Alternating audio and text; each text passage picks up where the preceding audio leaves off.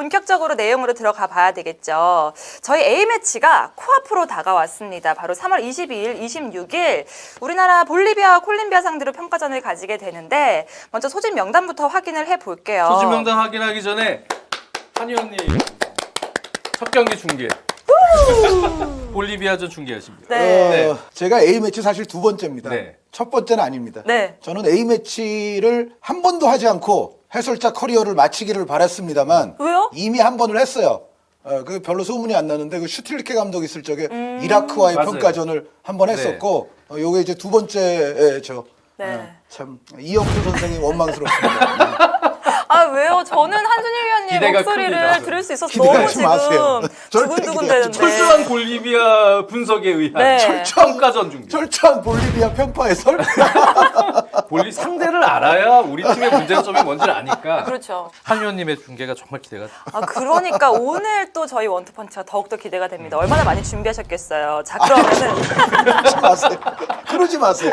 네, 우리가 중요한 겁니다. 네. 알겠습니다. 한번 소집 명단부터 볼게요. 지금 아랍에미리트와 아시안컵 최종 명단을 비교해 보면 9명이 새롭게 발탁됐더라고요.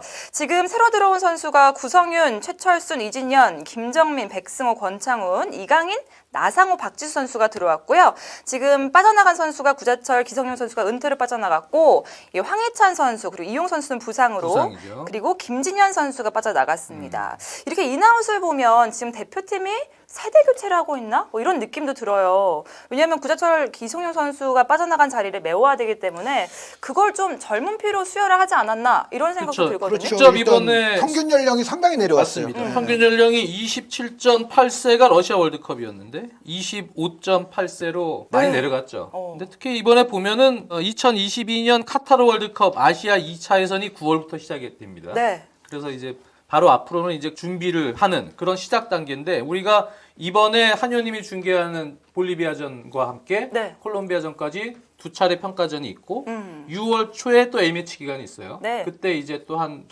두 차례 정도 있겠죠. 그리고 나서 호주가 이미 뭐 얘기가 그렇죠. 돼 있고요. 네. 그래서 한 4경기 정도 준비하고 가야 됩니다.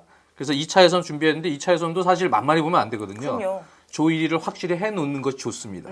2위를 하게 되면 떨어질 확률도 존재하기 때문에. 네. 그래서 그 차원에서 특히 이번에 직접 이강인 선수를 보러 스페인까지 갔잖아요. 네, 그렇죠. 그래서 연락까지 이강인 했죠? 선수 같은 경우는 지금 성인 대표팀은 뭐 아시다시피 의무 차출, A매치 기간에 의무 차출을 구단에서 해줘야 되지만 소집에 뭘 요청을 하면 근데 뭐 이렇게 월드컵이라든지 뭐 20세 이하 무슨 전지훈련이라든지 그런 부분은 의무 규정이 없어요. 네, 그래서 사실 이강인 같은 선수는 대표팀에서 보고 싶겠죠. 네. 네, 워낙 잠재력이 있고 지금 앞으로 또 세대 교체를 해나가는 데 있어서 가장 어리지만 가장 중심이 또 될 수 있는 그런 잠재력이 있기 때문에 어차피 5월 말에는 20세 이하 월드컵이 또 시작이 됩니다.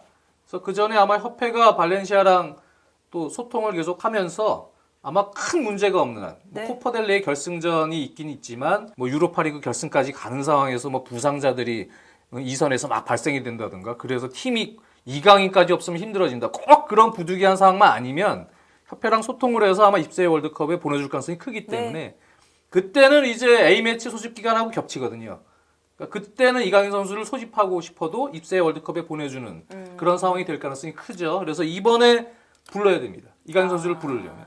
부른 이유가 결국에는 좀 잘할 수 있는지 확인 차원에서도 부르는 거잖아요. 네, 그렇죠. 가까이서 보고 싶겠죠. 벤투 감독으로서는. 그리고 저는 이강인 A매치 데뷔를 시켜야 된다라는 주장을 저는 몇 개월 전부터 저는 일관적으로 해왔기 때문에 벤투 감독이 이번에 이강인 선수 부른 거는 정말 저는 찬성하는 입장이고요. 물론 뭐 1군 경기를 많이 소화한 건 아니지만 이강인 선수가 이미 스페인에서 인정받고 있고 보여주고 있는 그 정도 능력이면 사실 우리 대표팀 실정에는 아무리 나이가 어리더라도 그것에 구애받지 말고 한번 일단 데뷔는 시키는 것이 옳다고 저는 예전부터 생각을 했고 또 이강인 선수를 이 한국 성인 국가대표 선수로 만들면 그게 팀적으로 봐도 이강인 선수에게 손해가 아닙니다. 왜냐하면 벌써 이 중계를 할 때요. 네. 강인리 뭐 이렇게 저 중계 멘트 나오지 않습니까? 그럴 때 국가대표가 아닌 상태면은 코리안 영스터 뭐 이럴 거예요. 그렇죠. 영스터 그렇게 부를 텐데 이제 앞으로 이제 중계 뭐 잉글리시 코멘터리 나올 때 코리안 인터내셔널. 보시면은 맞아요. 그렇죠. 사우스 코리안 인터내셔널 강인리 뭐 이제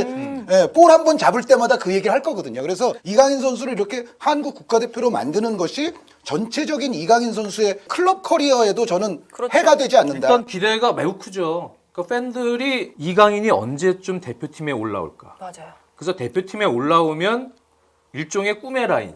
우리가 꿈꿨던 이강인, 이승우, 손흥민, 또 거기에 백승호나 이런 선수들끼리 같이 뛰는 모습을 볼 수 있지 않을까. 사실 그런 설레임이 있었죠, 항상. 근데 이번에 다 소집이 됐어요. 동시에 투입이 돼서 뭐 다 뛸 수 있을지는 모르겠지만 어쨌든 이 선수들이 드디어 성인 대표팀의 한 자리에서 이렇게 뛸 수 있는 기회가 생긴 것 자체가 매우 설레이고 그 첫 중계가 한연일 중계다.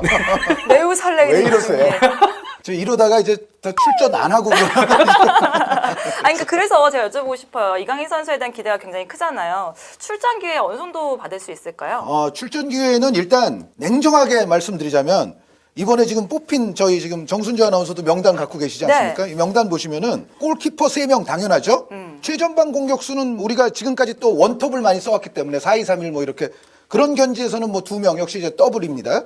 그리고 수비수가 9명인데 물론 이제 이용 선수가 부상으로 참여하지 못했고 또 김진수 선수가 독감 문제가 발생을 했습니다만 그럼에도 불구하고 역시 수비진은 중앙 측면 할 것 없이 뽑히는 선수들의 어느 정도 대체적인 군이 지금 정해져 있거든요. 네. 모든 포지션에서 이제 더블이고 권경원 선수 같은 경우는 중앙 수비 내지는 뭐 수비형 미들도 수비형 가능하니까. 미드필더까지도 가능한 어떻게 보면 미드필더가 13점 몇 명이에요. 그러니까 권경원 선수를 이제 약간 올릴 수 있는 그런 가능성 자체를 고려한다면 그래서 그러면은 그냥 13명이라고 보더라도 미드필드의 벤투 감독 기본 포진인 4-2-3-1이라고 봤을 때 미드필더 숫자가 이제 윙어 포함해서 5명 아닙니까? 네. 근데 13명이에요. 그러면 이 자리만큼은 지금 더블을 훨씬 초과합니다.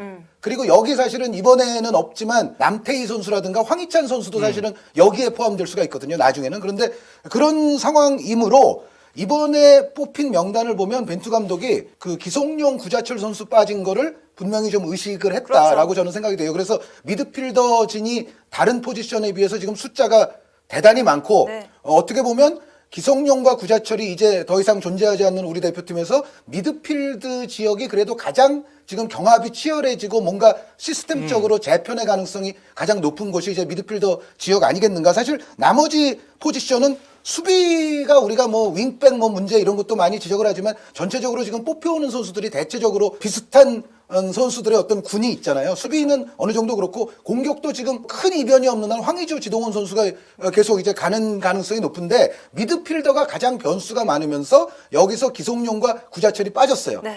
그런데 그 대신 뽑은 선수가 13명이니까 사실 이제 이강인 선수 같으면은 이강인 선수 뭐 본인이 가장 그래도 좋아하고 편해할 수 있는 위치는 공격형 미드필더인데 사실 어떻게 선수를 기용하느냐에 따라서 여기 아주 또 기라성 같은 기존 형들과의 경쟁이 불가피합니다. 예를 들어서 권창훈 선수라든가 뭐 이재성 선수, 이청용 선수 모두 측면으로 갈 수도 있지만은 이 선수들이 모두 공격형 미드필더로 올 수도 있고요. 그리고 아시안컵에서 뛴 거 보면은 손흥민 선수가 중앙 공격형 미드필더 뛰기도 했거든요. 그리고 이승우 선수 역시도 뭐 측면 중앙 여기가 다 가능하죠. 그런 와중에 지금 이강인 선수가 있는 것이고요. 그리고 백승호 선수 같은 경우에도 기본적으로 정우영, 주세종 그리고 아래 위 또 왔다 갔다 할 수 있는 황인범 선수 여기에 뭐 김정민이라든가 이진현이라든가 이러한 선수들과 또 백승호 선수는 이게 또 경합적으로 겹치는 면이 있어요. 그래서 과연 이강인 선수도 그렇고 백승호 선수도 그렇고 여태까지 또 잘 안 뛰게 했던 또 이승우 선수도 네. 마찬가지고 과연 이번에 이제 어느 정도 기회를 얻을 것인가는 현재 상황만으로 봐서는 그리 확실치는 않다. 그래서 물론 이제 볼리비아전, 콜롬비아전 두 경기를 통해서 저는 바람이 벤투 감독이 너무 이 평가전에서의 어떤 결과 이런 것에 너무 집착하기보다는 그래도 이번 3월에 우리가 좀 더 과감하고 다양하고 유연한 전술이라든가 선수 기용을 실험해 볼 수 있는 어떻게 보면 거의 이제 막판 기회나 다름이 없거든요. 그래서 그런 의미에서 사실은 저는 좀 다양하게 선수 기용을 하면서 이강인이든 뭐 백승호든 이승우든 좀 기회를 부여받기를 바라지만 실질적으로 지금 미드필더 13명 뽑아놓은 것 자체가 여기서 사실 기용되고 안 기용되고는 이거는 예측이 쉽지 않은 문제다라고 저는 말씀드리고 네. 싶어요.